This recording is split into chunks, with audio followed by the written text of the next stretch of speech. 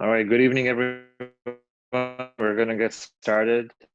I think we have a good number of participants here. Again, for joining our first patient experience webinar. My name is Zishan Sardar, one of the spine surgeons here at the Och Spine Hospital. We're going to talk today about two things, a brief introduction to the hospital, but then also we're going to talk about how we're ensuring patient safety at our hospital during spine surgery in this era of COVID-19. So I'm going to get started here. We have a really great panel today to discuss some of the frequently asked questions about patient care in general around spine surgeries. And we have some special guests as well, including one of my patients, Amelia, who recently had surgery with us. And so she can also share some of her experience about the type of care she had here. In addition to that, we have Leon, who is our patient care director at the spine unit. We have Quezada, Cynthia, who is a nurse coordinator for the spine unit as well. We have our head physical therapist, Larray. We have our senior physician assistant on the floor, Kristen. We have the director of nursing, Bertha. We have Emmanuel, who is one of our clinical nurse managers in the perioperative services. We have Earl, who manages intraoperative monitoring. We have Dr. Theodore, who is an infectious disease specialist, and she's going to give us some insights about what we're doing to keep COVID under control as far as our hospital is concerned. And then myself and possibly one more surgeon will join as well. So to begin with, I'm going to give you guys a short introduction to the Spine Hospital, which is formerly known as the NYP Och Spine Hospital. This was established with the goal to have the best outpatient as well as inpatient model for spine care. And in doing so, the goal was to get exceptional personnel as well as state-of-the-art technology that would carry that goal forward, and then also to be a leader in research and education. And so this shows you a portion of the team, not the whole team, portion of the team that participates in the care of every patient that comes to the spine hospital. Obviously, you have the spine surgeons, but then in addition to that, you have the preoperative nursing that answers all your questions before the surgery and gets you ready for the surgery itself. We have a team of anesthesiologists and certified RNAs who administer anesthesia during the surgery. Scrub and circulating nurses who take care of the operating room and help the surgeon during the surgery as far as giving us all the equipment that we need. We have the post-op nurses and the post-op ICU nurses. On the floor, we have our intensivists and hospitalists who look after our patients. We have the nursing team on the floor itself. We have a really great group of physician assistants on our spine floor who actually provide coverage 24/7 every single day for all our patients that are admitted. And then we have physical therapy, occupational therapy, pain management, nutritional services, social work, and concierge services. So again, this does not include everyone that's going to be a part of the care that's going to be provided at the hospital, but some of them. And the focus of all these people is really to provide excellent patient care to our spine patients. But as you can see, it's not just a spine surgeon, it's a whole team of people who provides this care. This is a slide that's just showing you the spine surgeons that we have at our hospital. We have 6 orthopedic spine surgeons, and then we have 5 neurological spine surgeons. Most of us are quite comfortable in terms of treating the spine. It's the same type of spine disorders. People always ask about the difference between orthopedic spine surgeons and neurological spine surgeons. And to kind of answer that question, I would say that for the most part, it doesn't matter if you're orthopedic or neurological surgeon. It really matters what kind of training you had and what your practice is right now.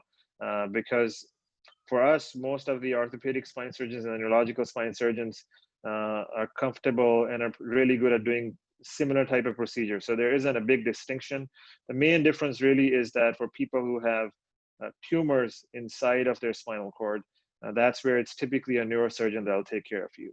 But short of that, the two fields are have a lot of overlap nowadays. We train as orthopedic surgeons, we train neurosurgeons, and neurosurgeons train orthopedic surgeons. So there's basically the training is very similar. Again, a picture of some of our PAs, not everyone. I think this is probably less than half of the PAs that we have. But again, these people provide excellent care to our patients on the floor, 24/7. This is our neuro monitoring team, and we do have one of our neuro monitoring manager here who will talk a little bit about this later on. But these are the people who make sure that as we are operating on you, that your nerves are also being monitored at the same time, and that everything is going to go safely. And if there's any kind of issue, that is identified as soon as possible, so that we can fix that and not have problems later on. A glimpse of the operating room. I don't know if Amelia remembers any of this, because patients go to sleep pretty quickly. But this is the type of stuff that's in there. As you can see, these ORs were specifically custom designed and built to do spine surgeries. And these are some of the biggest ORs that are in the New York City for spine surgery. You can see multiple lights to make sure we have enough lighting, and huge screens in the back to make sure that we see all the imaging that we need during the surgery as well. Some more technology that we use, obviously microscopic technology that you see there. And we also, for some of our surgery, use robotic technology, which you see in this bottom right-hand corner. And then for many surgeries, we then also get intraoperative CT scans to ensure patient safety and that everything is in perfect placement before we are done with our surgeries. A bit more about the state-of-the-art technology. We really do emphasize and we really do try to make sure that we have access to the state-of-the-art technology that exists as far as spine care is concerned. And so, we have our state-of-the-art CT machines, MRI machines, and that's on the right-hand side, you see the EOS machine, which is a really low radiation X-ray type of machine based on Nobel Prize-winning technology, which takes an image of the entire patient in one snap and actually delivers less radiation that you would get from from a regular X-ray. A few pictures of the inpatient floor, which is on 2 River West. And for patients who are getting surgeries that you need to be admitted for, this is the floor that you go to. And as you can see, all our rooms are private rooms. Again, custom designed for spine specifically to make sure that we have the appropriate monitoring even post-operatively for all our patients. And so just a combination of all these things enables us to provide really great care for our spine patients. And we're very proud of everything that we do, and proud of all the technology and people that we work with. And just before I switch on to a different topic, something really unique about our program is the fact that every Monday morning at 6 a.m., all the spine surgeons get together in a room. Well, not so much. Well, now it's more of a virtual room with COVID. But at 6 a.m. every Monday morning, we get together and we discuss all the cases done by all the surgeons that are coming up that week, so that we all agree on each case that is being done. And I think that's something really unique, that you have more than 10 or 11 spine surgeons looking at every single case that is going to be done in that week to make sure that everyone agrees with the plan. And if one person somehow misses something, the others can point that out to make sure that it's safe. And then we have a bunch of other meetings, educational meetings, research meetings, but we also have another thing called a spine pre-op optimization conference, which is a monthly conference this is a meeting where we discuss those cases which are high risk, patients that are high risk, who have a lot of other medical issues and maybe undergoing also big surgery. So the goal of this meeting is for us to discuss those cases at length with our multidisciplinary team, which is not just spine surgeons. It includes some of the medical physicians as well as anesthesiologists and hospitalists. And the goal is to make sure that we discuss everything to be able to optimize even the sickest of patients prior to surgery for those who really need the surgery. And so those are really unique factors about a program. This is just a glimpse of the amount of research that's being done here. And as you can see, in 2019, we had more than 100 publications, and that's been kind of the track every year. Every year we've been close to 100, more than 100 publications coming out from our hospital to make sure that we are the leaders in research. Here's a list of, again, this is an outdated list at this, but the list of different visitors that come to our center to learn. So what you can see in that picture, again, if you look at the background, there are huge screens in the back. And what those monitors do is that some of the cases, as we are doing it, we actually broadcast some of those cases into our conference room so that these people who are visiting from many different countries can see those cases, but at a safe distance from our patients. So they don't come into contact with our patients, they're away from our patients, but that they can learn from the procedures that we are doing. And you can see we have patients that come in from all different countries. Obviously, this thing is on hold right now because of COVID, but prior to COVID, we had visitors from all the different countries, including the United States. We routinely get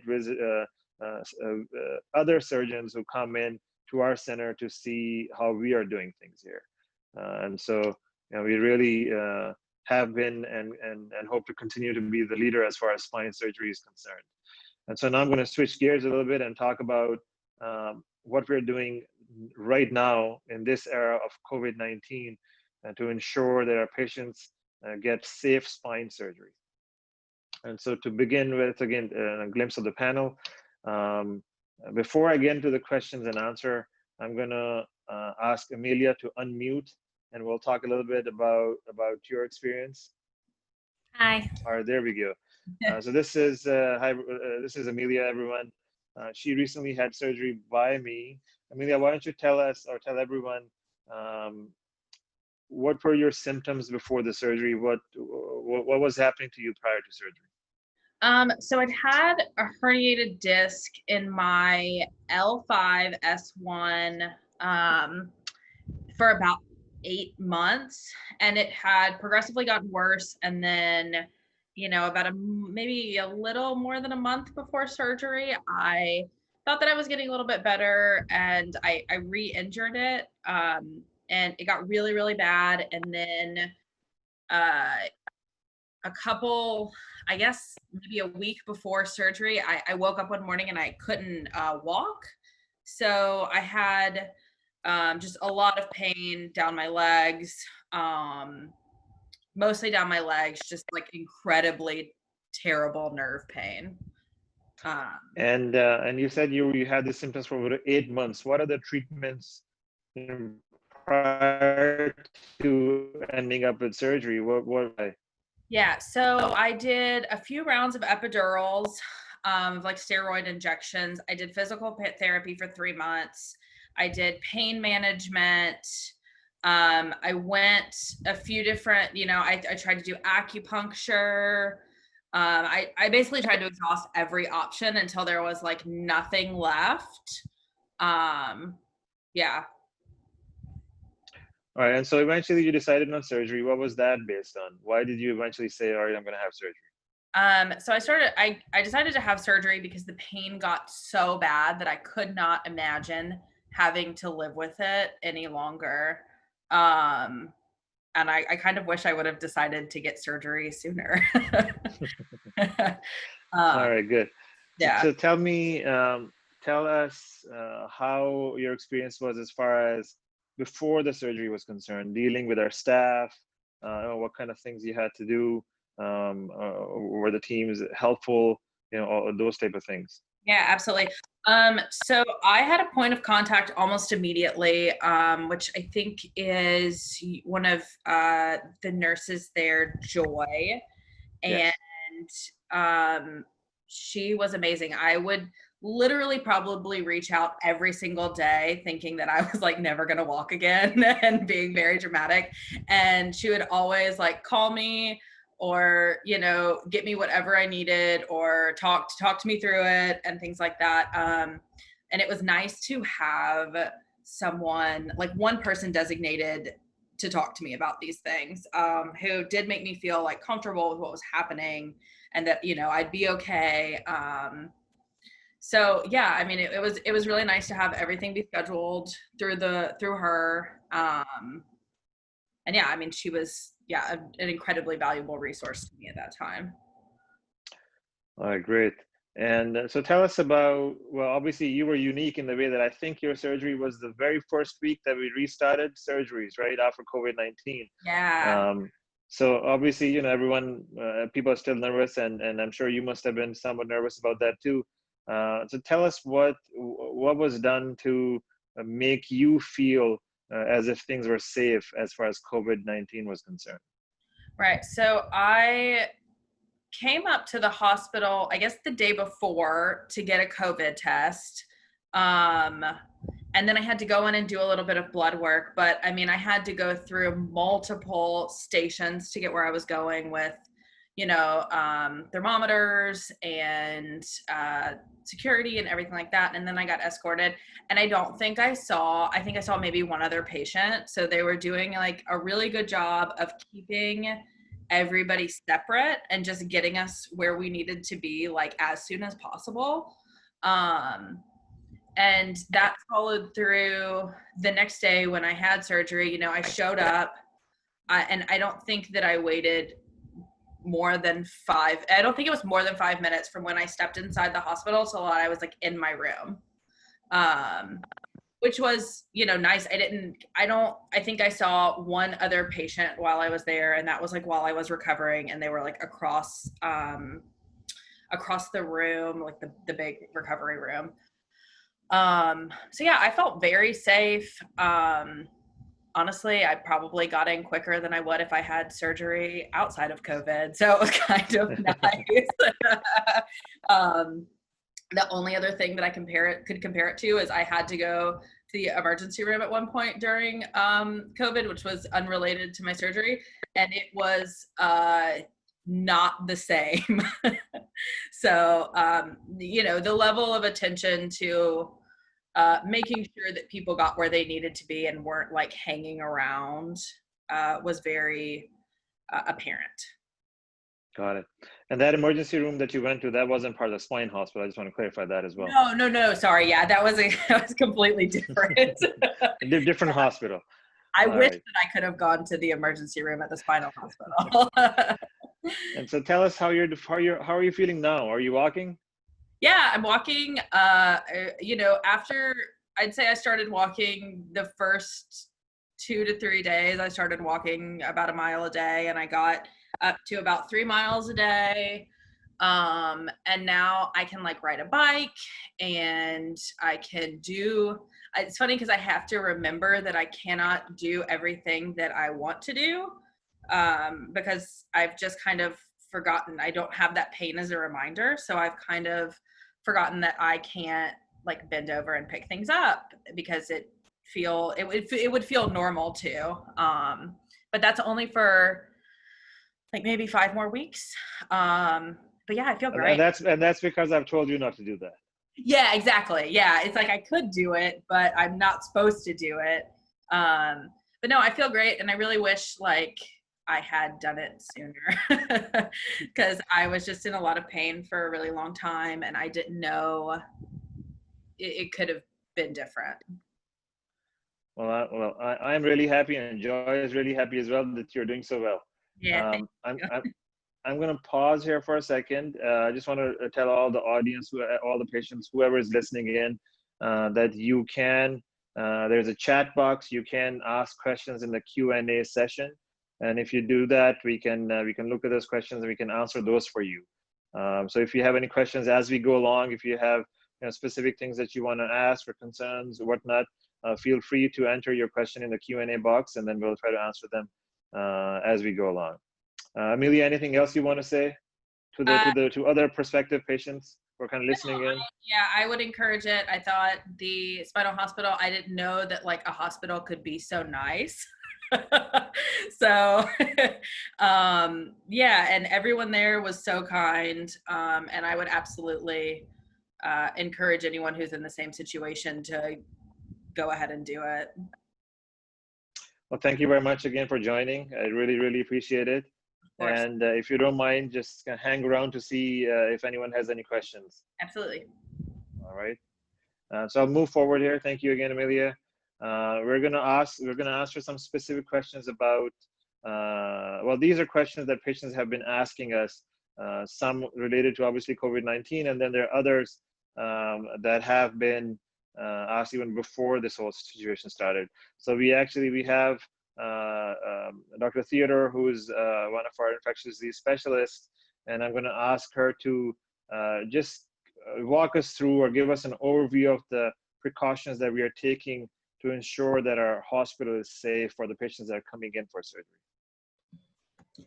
And thank you for inviting me, and Amelia, thank you so much for sharing your story. So we have implemented a series of vigorous interventions to make sure that our patients and our staff are safe. So as Amelia mentioned, anyone who's coming in for any type of outpatient appointment or screening before their surgery has a symptom screen and a temperature screen upon arrival. All patients who are being admitted to the hospital, regardless of whether they're having a surgery or procedure, are tested upon admission. And all patients who are having a surgery or procedure are tested before their surgery or procedure. So we know when patients arrive how to treat them and how to keep them and other patients and our staff safe. All of our healthcare workers wear not only masks, but also eye protection when caring for all patients. We encourage all of our patients to wear masks as well. Our healthcare workers are vigilant about self-monitoring for symptoms. Any healthcare worker who develops symptoms does not come to work and is tested. Furthermore, we have significantly increased cleaning throughout the hospital. So while we've always had rigorous cleaning practices, we have even increased these in the time of COVID to make sure that all of our spaces are as pristine as they can be. Thank you very much. Hopefully that was really helpful to a lot of our patients. Cynthia or Leon, I think this question is going to be for you. Do we still have COVID patients on the spine floor or on the post-op area where the patients go? No, we actually do not. So we currently are a COVID-free area or space. So any patients that are on the unit are definitely negative for COVID. All right, thank you very much. And what happens if someone who's coming in for surgery tests positive for COVID? Can they still have elective spine surgery? Dr. Theodore, maybe you can answer this one. Sure. So if it's an elective surgery, then the surgery is postponed, and that's to protect patients and staff. So we want to make sure that all the patients have the best possible outcome and that they're sort of optimized while they go into surgery. So if it's an elective procedure and you've tested positive, then your surgery is postponed. Right. So, and just like you said, it's to protect that specific patient from having surgery if they are COVID positive, to prevent other patients from that patient, and also to protect the staff from COVID as well. Great. And how about the staff? Do the staff get tested regularly, or do they get screened regularly? So any staff member who develops symptoms is tested. Any staff who do not have symptoms but wish to seek testing have the opportunity to have a test while asymptomatic. The rates of positive testing for asymptomatic staff are so incredibly low that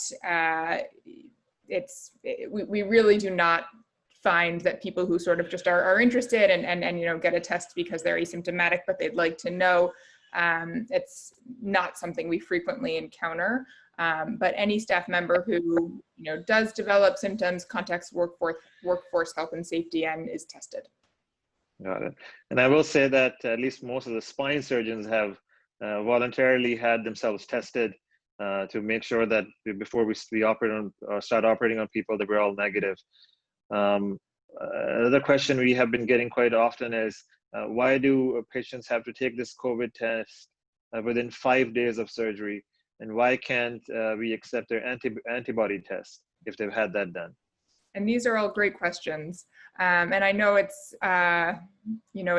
not comfortable to have one of the nose swab tests for COVID. And so I very much understand why people would prefer to have the antibody test, which is a blood test. But these tests are looking for different things. So the nose swab test is looking for live virus. So it's a question, is the virus living and replicating in your nose at the time of the test? The antibody test is a test to see if your body has mounted an immune response against the virus. So not everybody mounts an immune response. We actually, don't know still at this stage a lot of information about the antibody test in terms of when people mount a response, who doesn't mount a response, and how long that response lasts. And it also doesn't tell us about whether somebody is actively infected at the time of the test. So really the antibody test, unfortunately, just can't give us a picture of sort of what's going on at the time of the test. And that's why the nose swab is the appropriate test. And in terms of the timing, so New York State allows people to have a test within 5 days of their procedure. We encourage people to have a test within 3 days, but it is allowed up to 5 days. And the reason for that is that, within what's reasonable, the shortening the time between the test and the procedure is generally sort of helpful. Now, the question about why we can't do tests on the day of surgery is to some extent logistical. We don't want patients coming in, having a surgery scheduled, having everybody assembled, and then, potentially exposing that patient who might be waiting there longer because they're there for a longer period of time, and then having that test come back positive and just cancel everything. It's much better to be prepared ahead of time so that we know we're not sort of scrambling last minute to make changes to the plan. So it's really just about preparation and safety for the patient having the procedure and all other patients who are there. Got it. So as it is right now, we do not do testing the morning of surgery, but we accept within 5 days of surgery, correct? Exactly. All right. And last question about COVID before we look at our Q&As. For people who are traveling from out of state, and we do get a lot of those patients who come in from out of the state and even international, do they need to quarantine themselves before the surgery? And so we follow New York State Department of Health recommendations. So patients who are coming in for medical care do not need to quarantine, for example, for 14 days in the same way that somebody who's coming not for medical care quarantines. They can go ahead and proceed with their procedure. However, we do recommend that, for example, if a patient is in New York City or in the surrounding area for a couple days before their procedure, that they try to, stay home, not, sort of go out, go to the grocery store, but really try to, protect themselves and protect others. And then, they can come get their test and come for surgery. Got it. Thank you very much. So I'm going to pause here for a second. Kristen, can you look in the Q&As and see if there are any questions that people want answered? Yeah, so we actually have quite a few questions surrounding visitors, asking if spouses can visit inpatient. The visiting hours currently are from 11 a.m. to 3 p.m. So one question was, if my surgery starts around 6 a.m., does that mean I have to come in alone? And the answer would be yes to that question. You have to come in, and your visitor is not allowed in until 11 a.m. Another question is, do visitors have to take a COVID test? And currently visitors don't have to take a COVID test, but they are screened when they enter the building. And I think we also limit the number of visitors. So it's only it's a maximum of 1 visitor per patient that will be allowed in the hospital during those limited times. So between 11 a.m. and 3 p.m. But that's for adult patients. For pediatrics, it's a bit different, right? For pediatrics, you can have you can have 1 visitor with them pretty much at all times. Yes. Sorry. Yeah, we had a question about that. For pediatric patients, for minors, 1 parent may accompany that patient. And then Manny, can you expand a little bit about visitors in the pre-op region, even if they come in early? Because some patients, I think, do understand that they can come in for an hour, even if it's before 11. Is that true or not?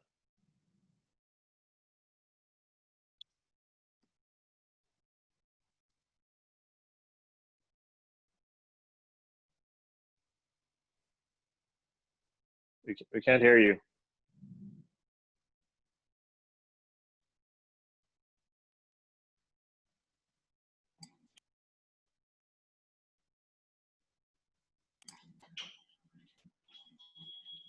All right, we can hear you now. Go ahead.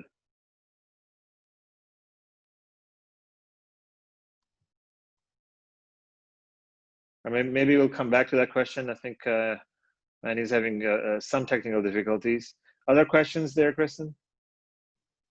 Yeah, we had another question for Amelia. Someone asking how long it took until you were pain-free. So from my understanding, I had pain.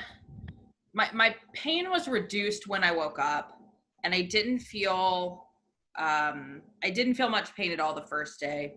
It got a little bit, it got much better. It was completely different because I don't know if this person has the same kind of pain, but like it was like throbbing, like terrible nerve pain.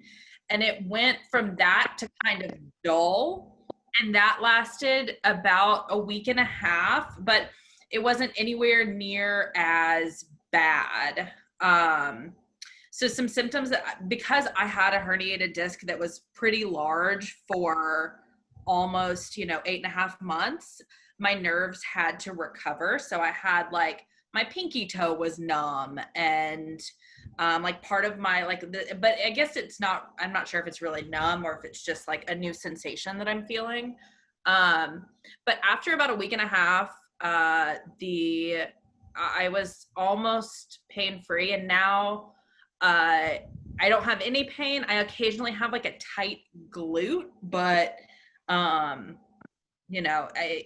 don't, it's like night and day. So I'd say like about a week and a half is what I did to be like all rid of a lot of the nerve pain. But it was— How long ago was your surgery, Amelia, if you don't mind telling us? It was about 7.5 weeks ago, so almost 2 months ago. No, maybe it wasn't a full 2 months. It was about 1.5 months, maybe more. It was almost 2 months ago. We'll say that. Got it. Well, thank you very much. That was a good answer. Yeah, no problem. And it's funny, I just want to come back to the swab. I've actually had that test done twice. I understand it's unpleasant, but obviously for the safety of our patients, we get it done. Any other questions before we move on? We have a few more questions. Sure. Can the spouse wait in the waiting room during surgery? I don't believe so, but I'm not 100% sure. I don't know, maybe Manny can answer that, or maybe Dr. Theodore if she knows. I can answer that too. We don't have patients, family members wait in the waiting room downstairs.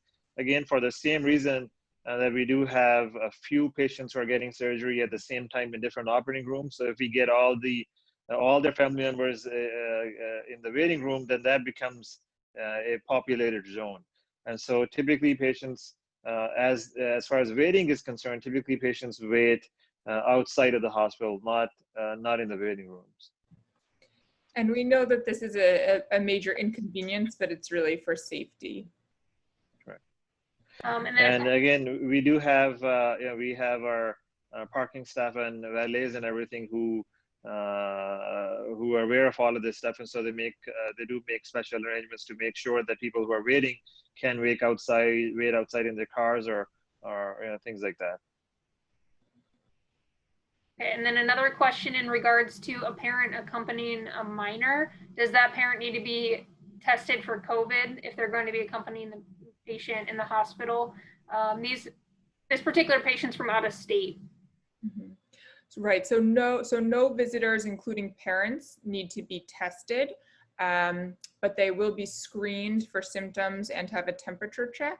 In addition, if the parent has symptoms or if the parent has been exposed to someone who is known to have COVID, then that parent cannot accompany the patient. And then a question in regards to how long the recovery period is for corrective scoliosis surgery. Yeah, I think that's a difficult question to answer because that depends on which surgery you're having, exactly what your condition is, what you're getting done, and what's planned. I think the best person to answer that would be really the specific teams. So I would encourage you, if you have more questions about your specific recovery, to reach out to your physician's team and nurse and ask a bit more details about that one, because that one's going to be a bit difficult. It just really depends on exactly what problem you have and what surgery you're having and those type of things. Okay, and then we have another question. Do the surgeons or the rest of the support staff in operating rooms get tested for COVID every week? So they don't get tested every week just because it's the likelihood of anybody having a positive test at this time when asymptomatic is so incredibly low that it just isn't warranted. But we follow, with regard to this, we follow all CDC, New York City and New York State Department of Health guidelines. So we really pursue a testing strategy for staff that is targeted towards anyone who develops symptoms. Even, the mildest stuffy nose is someone who is tested. And then, staff who wish to be tested may seek testing. But we don't have sort of a regular policy of testing every week, just because it would be somewhat futile based on sort of local rates. Yeah, and just to add to that, the screening or the self-screening for all the staff and physicians that are working is really strict in a way that, like Dr. Theodore mentioned, that even if you have the mildest of symptoms, you kind of report that and you get tested before you then proceed. So, I think the misconception in the media and everything has been that there's a lot of spread through completely asymptomatic. But some of it is that, people who have really, really mild symptoms and they may think that they're asymptomatic, and that's what we are not ignoring. So even if you have extremely mild symptoms, as long as you have anything at all, any kind of mild symptoms, you're going to be tested. And also, of course, everyone, patients and staff, everyone is wearing a mask at all times. All right, other questions, Kristen? Or should we move forward? We do have quite a few questions coming in. I don't know if you want to, some of them will be answered when we. Okay, yeah, we can do that. We can move forward and then whatever is not answered, we can answer that as well as we continue. So some questions about intraoperative safety. How do you ensure safety during the surgery itself? And I'm gonna combine some of these questions. Second question is, I'm afraid of nerve damage from spine surgery. How do you monitor nerve function during surgery? And this question is for my friend here, Earl. And so he's going to tell us about what they do to make sure that from a neurological standpoint, things are being safe in the surgery. Yeah, thank you, Dr. Sawyer. Actually, great effort is put into preventing any injury to the nervous system. So we have a team in my department that works through monitoring information from electrodes that we place all over the patient's body, including over the scalp and the brain. That allows us to both, in real time, tell whether the patient's motor function and sensory function is normal. And when I say normal, I mean where it started at the beginning of the surgery. So at the beginning of your surgery, all of your monitoring data is assessed prior to the beginning of surgery, prior to incision, and then that data is compared for the rest of the procedure. So it's not only myself, we have a full-time neurologist who is in-house watching your surgery. Myself and the supervisor of the department, Joe Elliott, are watching. One of us is watching at all times, along with the technician that's in the operating room. So you actually have a team of people, including a neurologist, doing nothing but watching the information from your nervous system during your entire procedure. Thank you very much, Earl. Sure. Do you feel there are times where your team was able to identify a potential problem and then hopefully protect worse things from happening? Oh, absolutely. I would say on a weekly basis, and I wouldn't say major problem. People would consider major problems. Am I going to walk after surgery? Those are actually very rare events, but I can say with great pride that we've never missed a significant injury. Minor injuries we would consider some weakness post-operative due to nerve root stretching and things. I would compare nervous system monitoring to heart monitoring. It is not just because you're monitoring something does not prevent any possibility of injury, but identifying that something is changing and intervening quickly is definitely the best route to a successful outcome and waking up as good, if not better, than when you went to sleep. Right, and it's a combination. Obviously, it's a combination of the monitoring and it's a combination of what's being done in the surgery itself. Obviously, the surgeons themselves take a lot of precautions and measures to make sure the surgery is being done extremely safely and carefully.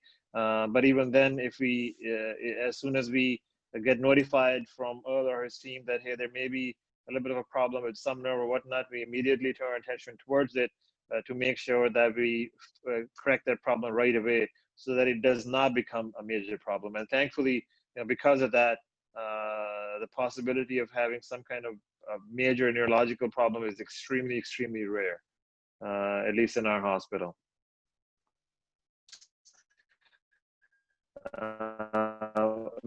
Manny, is your can you hear me? Yes.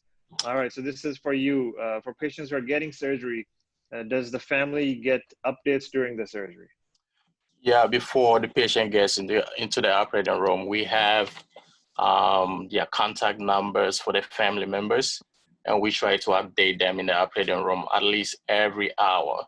The circulating nurse in the room have to give a call to the family members about what is going on in the room, how the family is actually doing in the operating room. Again, sometimes it may not be exactly on the dot. Things kind of get busy here and there in the operating room, but we do try to make sure that we update the family members, or the nurses in the operating room will get in touch with the family members quite routinely to make sure they're updated. Manny, do you have comments on that question about visitors being in the pre-op region if the surgery is early in the morning? Yes. So visitors, we're trying to limit the number of people who comes into the pre-op area. So we can have one visitor come with a patient into the pre-op area. But as soon as the patient gets in the room, the visitor has to leave the hospital until they get a call from the PACU nurses that they can come to the recovery room to see their patient.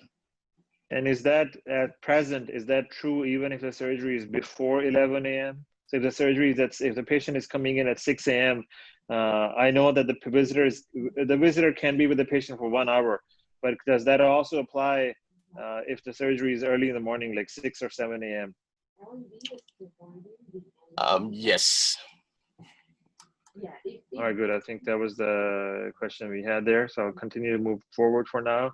Outpatient, how will my family know that it's time to come and get me from an outpatient surgery? Actually, if Amelia is here, Amelia, I don't know if you remember how your family member or friends were told to come get you. Do you remember it all? Yeah. So I guess when I was there, no one was allowed in. Luckily, I have a very kind boyfriend that waited in the neighborhood while I was in surgery. But he just had to. He wasn't allowed. He wasn't allowed inside the hospital at that point. But they updated him, as soon as I was out with everything. I think I asked the nurse probably like 5 times if she'd called him and told him because I couldn't remember. But yeah, and then they just kind of wheeled me out to him. So that's how it happened then. All right. So they took you out to him, and then you met him outside the hospital. Yeah, I now met him.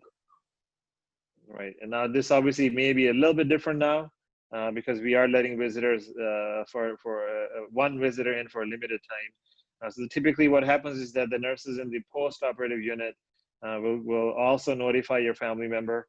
And when we think you're ready, they'll let them know that it's time for the family member to come get the patient. All right, and then post-op care. Where do my personal belongings go while I'm in surgery, since I cannot have a visitor with me all the time? Kristen, maybe you can, or Emmanuel, or Manny, you can answer this one. Okay, so we contact security and they come over to the pre-op area and get all the patient belongings. With the belongings, they have the patient sticker on it with the name, medical record number, and as soon as patient is out of the operating room, they can bring it back to the patient. Okay, great. Will I have a shared or a private room after the surgery? Leon or Cynthia? Yes. As of right now, we have the capacity to entertain 23 patients, and all 23 patients have their own private suite.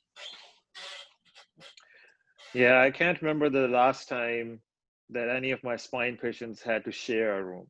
So since I've been here, all my patients have always had a private room in the hospital for spine care.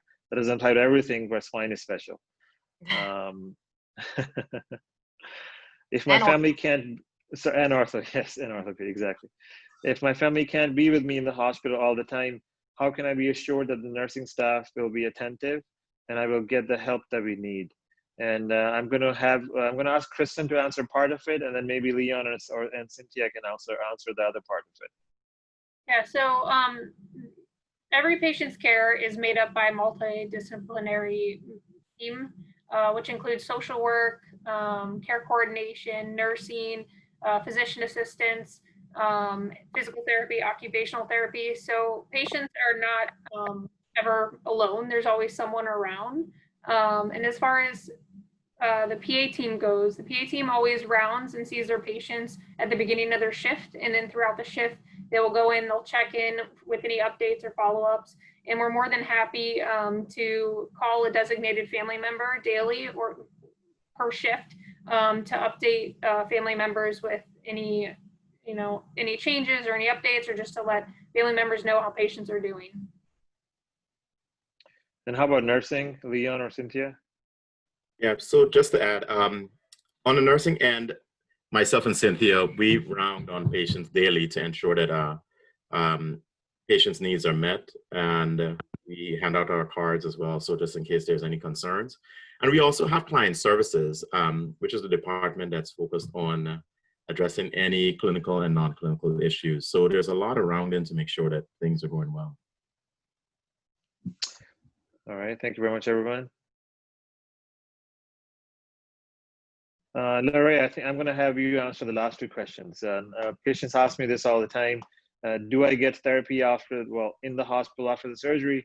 And then And can I go to rehab? Are these facilities safe, or how do I go to rehab? Okay, so after surgery, it depends on what procedure you have, but we see many of the patients on the same day of surgery. And then the following days, starting on day 1, physical therapy sees you twice a day and occupational therapy sees you once a day. So you're getting 3 therapies depending on like how many days you are in the hospital. We try to work really closely with you and the surgeon and your family to ideally get you to go home if that is a safe plan for you. We always try to focus our therapy specific to the procedure you had. We're trying to teach you all of the transfers and bed mobility techniques that we want you to practice after your surgery. And if your family member is able to come in during those visitor hours, we will try to work with you and the family member to make sure that they feel comfortable and you feel comfortable to train them in whatever needs that you specifically have. So if you do need therapy after your surgery, in terms of the facility, it's going to be based off of your insurance, and our care coordinators and social workers are going to work with you specifically for what options you have, and then obviously you'll make that determination with your family. In terms of the facilities being safe, I think many facilities are requiring a COVID test post discharge. I don't know if that's true. Kristen might be able to answer that as well. But I think that many of the facilities that we work with closely are safe. Yeah, I think it varies between facilities, but most of them do require a negative COVID test for you to go to that facility. And the fact that you'll have a negative test for surgery, that will count towards that. And what about, maybe again, another question for you, Larry. What about, I've been asked a few times about patients, from the patients about the type of equipment they may need to do simple things, or ADLs. We don't, obviously, like you said, we have occupational therapy care patients as well, but do we help some of our patients get those equipments, the simple things like putting on their socks or, things like that? Like, what do we do in terms of that? Yeah, so in terms of physical therapy, some of our patients are discharged with a walker just for safety to make sure that we don't have any falls after discharge because your balance could be off. Occupational therapy has a whole spine kit that they're going to give you while you're in the hospital room the first day. If you have a neck surgery, you may need something like prism glasses. So they're basically just glasses that go in your face, but they help you be able to look down if you were going to be reading, and you don't have to actually dip your chin to bend your neck down. They have sock aids and reaching sticks, all kinds of adaptive equipment to help you so that we can help you maintain your spinal precautions and also to give you more independence. All right, thank you very much, Larry. And then finally, post-op care after discharge from the hospital. And I'm going to ask one of our outpatient nurses, Angie, to answer some of these questions. And Angie, maybe you can try to answer all of these in one go. Well, do I have to come in for an in-person follow-up, or do I have to have a video visit? Do I have an option? Who do I call if I'm not feeling well after the surgery? And how easy is it to reach the doctor's office? So regarding follow-up, it's going to depend on the surgeon's office. Most of us are providing video visits to allow patients to, certainly at the convenience of their home and time, to do video visits as opposed to coming in the office. There are some circumstances where patients will have to come to the office for suture removals and so forth. There is an on-call doctor on nights and weekends. So there is a number, the 212-932-5100 number is a number for any urgent issues, again, nights and weekends and holidays. During the day, during business hours, Monday through Friday, 9 to 5, there's always someone on the clinical team that can answer calls, relay them to the doctor if need be, and that's usually the easiest way to reach us. A lot of our clinical nurses and teams have emails as well too, and they can be reached by email. Thank you very much, Angie. All right, I think this is all we had planned. We're going to continue with the Q&A. So Kristen, if you don't mind, if there are a lot of them, maybe we can kind of combine a few together and see if we can try to get through them quickly. There's just a few. I do want to ask everybody to use the Q&A to ask questions though, and not the chat if possible. One specific question we have is someone is asking if they can do their COVID test in their own state before their surgery. They live in Connecticut. Sure. So yeah, absolutely. So you can do the nose swab in Connecticut as long as it's within 5 days, and ideally 3 days, but as long as it's within 5 days of the procedure. But you just have to show us documentation. So either a note from your physician or a copy of the test, just so that we can, make sure that everything is, all of our I's are dotted and T's are crossed. Yeah, we trust you, but we also want to verify. Okay, and then we have another question about, has any surgery patients contracted COVID during their time in the hospital? Not to my knowledge, and I should know, so no. Yeah. So far, I think since we have restarted elective spine surgery, I don't think we have had any spine patient contract COVID in the hospital.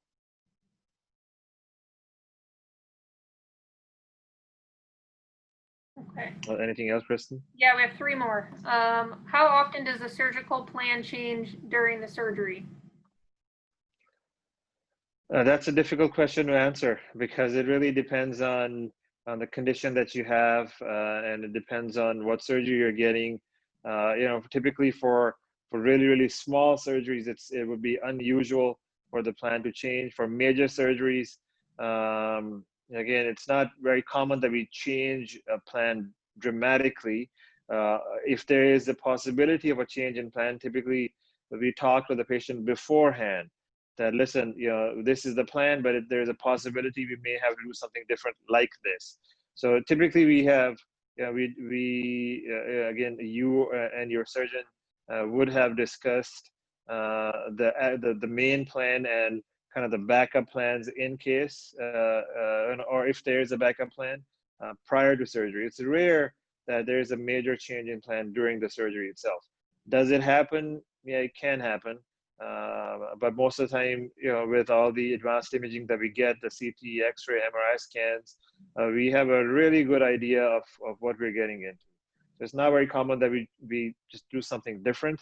Most of the time, like if there is anything, it may be that your surgeon may say that we are going to execute plan A, but there's a possibility based on what I see that I'm going to do plan B, but you guys have already discussed both plans A and B.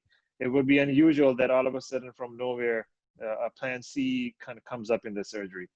So that happens. That's a rare occurrence. But again, something to discuss with your surgeon before you go into surgery to see what unexpected things they kind of are going to be looking out for that could change the plan. Okay, and then we have one about, is there a most common place that people stay near the hospital when coming from out of town? I know that a lot of people stay at the Hyatt in Yonkers. I don't know if there's any other specific places, but I know think that's a question for Angie. That's correct. Kristen got it right. Most of the patients are staying at the Hyatt Place in Yonkers, which is about a 13-minute cab ride north of the hospital. Thank you, Angie. And then just a clarification, I can't remember the name of the person, but one of the panelists said that one person can come in the pre-op room when I arrive and then must leave the hospital once I'm taken back. That is different from what you said here, which is correct. No, that sounds right. So when you come into when you come in for surgery, one visitor can be with you for about an hour. And then as soon as you go into surgery, you will leave the hospital. So you don't really sit and wait inside the hospital. Once they're done with the surgery, you will be notified again, and then you can come back in and visit them. So for the time that your family member is in surgery, the visitor is not going to be in the hospital. That's it. Did I get that right, Kristen? Was that the question? Yeah. Yep. You're right.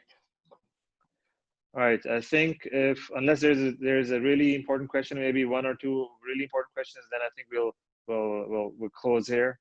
I think the last question just popped up. I'm not having surgery until September. Will I receive updates on hospital protocols should restrictions change concerning family access to you? Yeah, so I think the best person to contact in that regard is again going to be your specific physician's team. And typically, because things change or things can change quite a bit depending on the laws of the state and the rules of the hospital, it's not going to be something that we kind of notify you every time something changes. But let's say if your surgery is in September, the best thing to do would be probably a few weeks before that. Call your physician's office and see what the most up-to-date protocol is at that point. All right, I think we're going to stop here. I would like to thank all the attendees and all the panelists, and especially the media for attending. Thank you, everyone. I hope everyone has a good night, and thank you again for joining. Take care. Thank you.